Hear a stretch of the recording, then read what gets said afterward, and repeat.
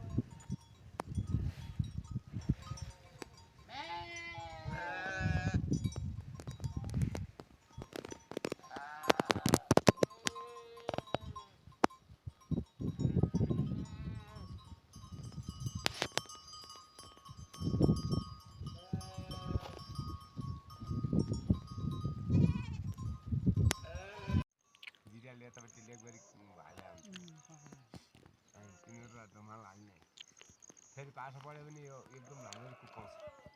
ट्याङ ट्याङ ट्याङ गरेर राख्छ पत्ता लगाइदिन्छ त्यही हो मैले साथ यति मोटो भैँसो डालो माथि पनि काटेर तल पनि काटेर ट्याक्कै चार आउँछन् ट्याक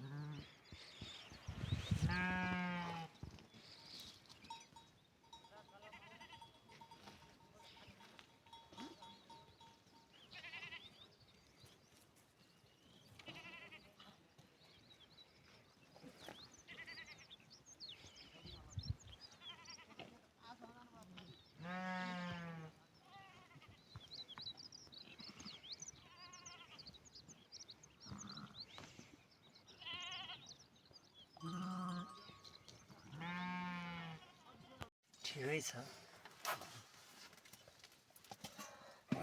एक थाली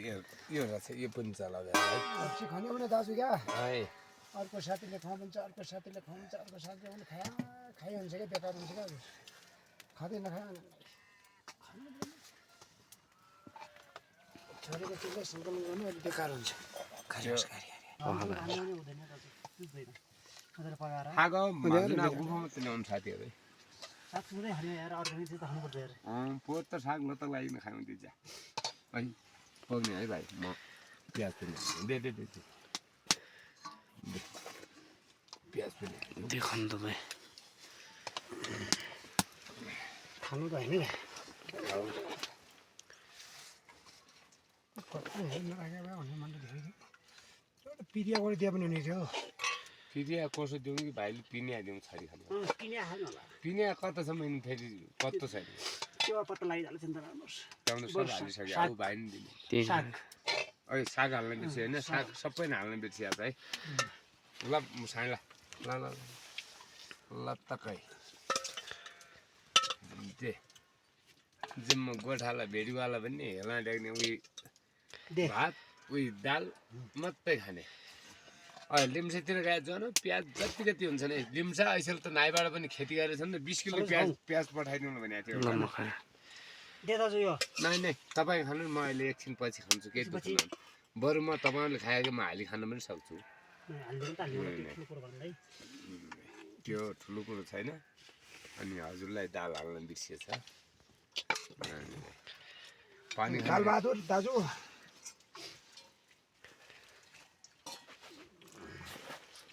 सिमी पनि होब्ल्यास उनीहरू पकाउनु पर्छ पकाएको भाइलु सिमी त पकाएको तर अलि